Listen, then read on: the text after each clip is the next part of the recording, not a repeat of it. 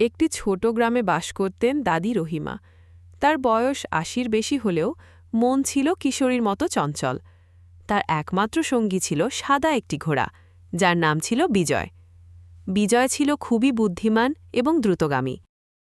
একদিন গ্রামে ঘোড়দৌড় প্রতিযোগিতা হচ্ছিল। সবাই হেসে বলছিল, এই বয়সে দাদি আবার ঘোড়ার রেস করবেন? কিন্তু দাদি হাল ছাড়েননি।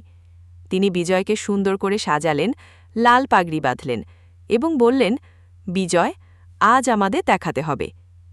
রেস শুরু হতেই তরুণ প্রতিযোগীরা একে একে দৌড়াতে লাগল। কিন্তু বিজয় ছিল অনেক দ্রুত, যেন উড়ে চলল। দাদি শক্ত করে লাগাম ধরে রেখেছিলেন, চোখে ছিল দীঘতা। গ্রামের সবাই অবাক হয়ে দেখছিল। শেষ ল্যাপে এসে বিজয় সবাইকে ছাড়িয়ে এগিয়ে গেল। গন্তব্যে পৌঁছাতেই সবাই চিৎকার করে বলল, দাদি জিতে গেছে।